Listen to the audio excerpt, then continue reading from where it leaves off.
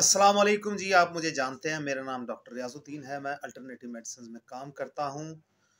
मैंने फ़ाज़िल तिब्बी वल जराहत तिब्बिया कॉलेज लाहौर से किया और होम्योपैथिक का मैंने अव्वलीन आगाज़ कोहट होम्योपैथिक मेडिकल कॉलेज से किया, लेकिन मैंने complete Lahore homeopathic medical college से किया। ये मेरा इन शॉर्ट जो है मेरा इंट्रोडक्शन हो गया। मेरी मुख्तलिफ़ पोस्टें आप मुख्तलिफ़ चैनल्स पर देखते रहते हैं। आज आपकी पेश खिदमत है शहद के हवाले से। नाज़रीन, शहद के हवाले से बहुत ही ज़्यादा इब्हाम पाए जाते हैं और लोग बहुत सारी बातें पूछना चाहते हैं। तो हमने सोचा एक मुख्तसर सा और एक जामे लेक्चर आपके लिए तरतीब दिया जाए, जिसमें आपके सारे सवालात के जवाब दे दिए जाए। तो नाज़रीन, सब शहद के बारे में एक तो ये बात है कि शहद इस टाइम जो मार्केट में, ये देखें, ये शहद है।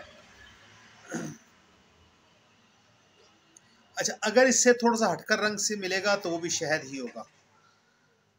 तो ये बात याद रखिएगा कि रंग का अगर फ़र्क होगा तो उसके बावजूद भी जो शहद है वो शहद है।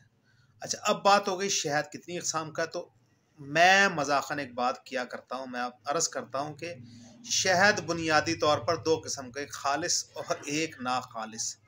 यानी कि एक वो जो किसी न किसी सूरत में मक्खी के पेट में से निकला है, और एक वो जो कारखाना साज है, यानी कि लोग अपने घरों में बैठकर बनाते हैं।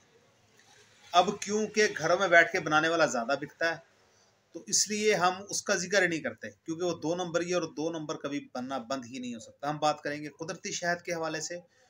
तो नाज़रीन, कुदरती शहद की भी दो इकसाम है। एक वो जो जंगलों में और सुनसान खुली इलाकों में पाया जाता है, और एक वो शहद है जो एनवायरनमेंट कंट्रोल्ड, यानी कंट्रोल्ड एनवायरनमेंट में, यानी कि फार्मी, जिसको शहद कहा जाता है, यानी कि फार्म के अंदर बनाया जाता है। अब फार्म के अंदर जो बनाया जाता है वो भी बुनियादी तौर पर मक्खी के पेट से ही निकलता है। हाँ, ये एक हकीकत है कि अपने जायके और मेयार में उस शहद को जो जंगली इलाके से हासिल किया गया हो, उसके बराबर ये नहीं कर सकता। लेकिन अब क्योंकि जंगलात की तादाद कम होती जा रही है पाकिस्तान में, उसके अलावा वहाँ से इकट्ठा करना मौके पर एक बड़ा मुश्किल अमल है। इसलिए जंगली शहद बहुत ही नायाब होता है, बहुत मुश्किल से मिलता है और बहुत ही गरां कदर है, बहुत ज़्यादा महंगा है। नाज़रीन, इसकी पहचान के हवाले से बहुत सारे लोगों ने बहुत सारी बातें की हुई हैं, इसलिए हमें इसकी पहचान के हवाले से बात करने की ज़रूरत नहीं है। लेकिन याद रखिएगा कि अलग अलग इलाकों के शहद के जायके में और खुशबू में फ़र्क होता है।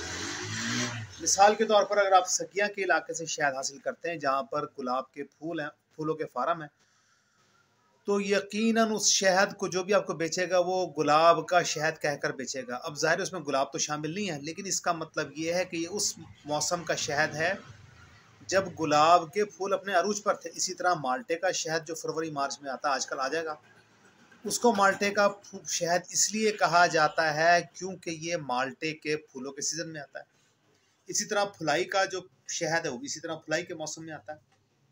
बेरी का जो शहद है वो इसलिए कहलाता है क्योंकि जब बेरी का फल लगने से पहले उस पर छोटे छोटे बहुत खूबसूरत लादार फूल लगते हैं, तो उस ज़माने में जो शहद बेरी के दरख्तों के आसपास से इकट्ठा किया जाता है, उसका एक मखसूस जायका और मखसूस खुशबू होती है, इसलिए उसे बेरी का शहद कहा जाता है।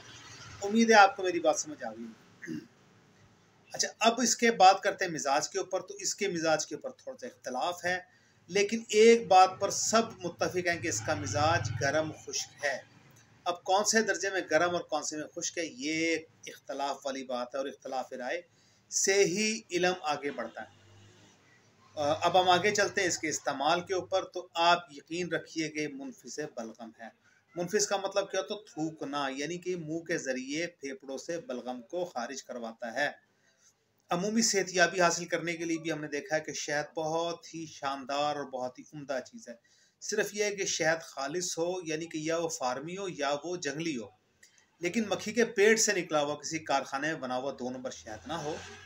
तो ज़ख्मों को भरने के लिए बहुत ही शानदार, हमने बहुत सारे पेचीदा ज़ख्म जो डॉक्टरों से ख़राब होकर हमारे पास आए थे, हमने सिर्फ शहद की पटके से उनको ठीक किया। इसके अलावा आँखों में रेड़क पैदा होना, आँखों की बहुत सारी ख़राबियों के लिए हमने इसको ठीक किया।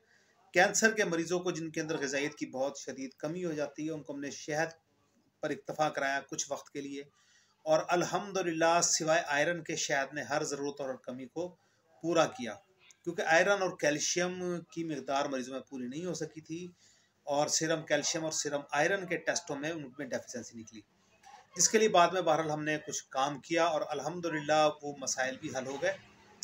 तो यकीनन आपको ये हमारी पोस्ट पसंद आई होगी। अगर आपको पोस्ट पसंद आती है तो इसे लाइक और सब्सक्राइब ज़रूर कीजिएगा।